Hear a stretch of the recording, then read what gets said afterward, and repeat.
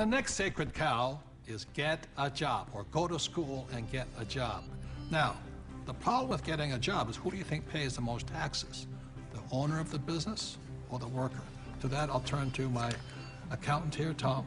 Well, it's clearly the employee who's paying the most taxes. And you know, I started as an employee right out of school, and I was paying high taxes. Even though my job is to reduce taxes, I was paying high taxes.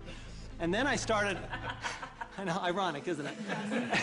and then about 15 years ago, I started my own business. I started my own CPA firm, and I was now self-employed, and I was even paying more taxes.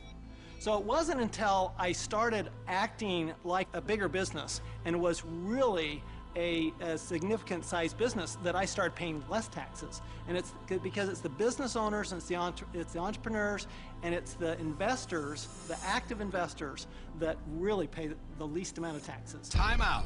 During this program, you'll hear a lot about E, S, B, and I, also known as the cash flow quadrant. E stands for employee. Employees have a job. S stands for self-employed, small business, or specialist, like a doctor or lawyer. These people own a job. B stands for big business, 500 employees or more, and these people have other people working for them. And I stands for an investor, and investors have their money work for them. Now, my poor dad always said to me, go to school and get a job, and he wanted to become an employee or a specialist like a doctor or a lawyer. My rich dad said, if you want to be rich, you have to be on the business owner or the I side.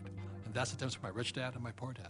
If you look at the cash flow quadrant, you have the E, S, B, and I. The people that go to school are on the E and the S side. The S stands for specialists like a doctor or a lawyer, and E's are employees. But doctors and lawyers pay the highest taxes, right? Oh, by far. It's those people that are self-employed, because not only are they paying the highest income taxes, they also get the privilege of paying Social Security taxes and Medicare taxes on everything they earn. So they're paying extra taxes just to be in that S quadrant. Right, so when you go to school, again, this academic and professional, you go to school, and my mother wanted me to be a doctor. If I had followed in that footsteps, I'd be paying the highest tax possible. And they make a lot of money, but they pay the highest percentage in taxes. So that's why this relates back to go to school.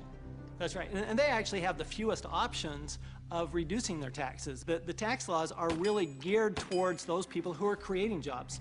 You know, and those are the entrepreneurs, those people who are creating housing and, you know, building real estate, because the government understands that's what we need. You know, we want the private sector to do that, and so we're rewarded for doing what the government wants us to do. And that's really all the tax law is. It's a system of rewards for people doing what the government wants you to do. Plus, you know, the other part of it, too, is this whole idea of getting a job. There was some kind of a myth out there that goes with get the job, get a safe, secure job. And so that by getting a job, somehow you're going to be taken care of for the rest of your life. And all you got to do is pick up any paper to see how many tens of thousands of people are losing their jobs. There are no safe, secure jobs. And now we're competing with India and Asia for jobs that were sacred to America at one point in time. So this whole idea of having a job that was secure is probably the most insecure thing you could be doing right now. The idea of a secure job is an industrial age idea. Exactly. The only option is put into your head is go get a job. And I wasn't around, brainwashing. Yeah, I wasn't around entrepreneurs. I wasn't around business owners growing up. I was around employees. When I first started my company 15 years ago, I went back to my class reunion, which is always an interesting thing. And I remember saying to them, yeah, you know, I started a company about 5 years ago, and they looked at me like, oh, and some of them even said it. They go, you're so brave. And I'm thinking, you know, I've had this company for 5 years now. That is the longest I had ever worked anywhere.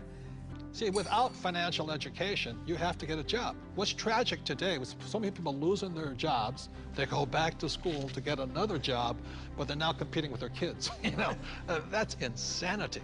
So we're not saying jobs are bad, we're just saying as entrepreneurs, our job is to create jobs. The government doesn't really create jobs. They need more entrepreneurs. I didn't even know there was another option growing up. I didn't know there was another option. I didn't know, I thought all you could do was get a job. So again, it's not right or wrong to be an employee, but I'd like to know what my options are. Right, because when you were in school, did they say go to school, get your diploma so you could become an entrepreneur? No. I mean, you'll never hear that in the school system. No, they said work your way up the ladder, get the bigger Get a better paycheck, get a job. better Go to college job, to get a higher better pay. job. But you're right, job is the only option that you'll hear in school as a rule. And job stands for just over broke, you know? To me, the real issue with the job is it's the highest risk profession you can have because you only have one client. Now, when I started my business 15 years ago, it was after being fired from a job. And what I recognized was that, I had no control over my life because I had one client. That was my employer. Whereas now I have hundreds and thousands of clients. One client fires me, it's not the end of the world. Now my risk has gone down considerably, almost to nothing. Where when you have a job, I mean, it's just a high-risk play. Plus, the other thing is you're in complete control. That's the piece that I like. I like being able to, if I lose a client or You're an entrepreneur because nobody would hire you. I'm unemployable, there's no question. Tell the truth. But it's nice, like if you're going to lose some business or you do lose some business, you can go out and generate business and fill that gap. Financial security is more important than job security. Time out. E's and S's get punished for making mistakes, or they lose their job. B's and I's get richer from their mistakes because they learn from their mistakes.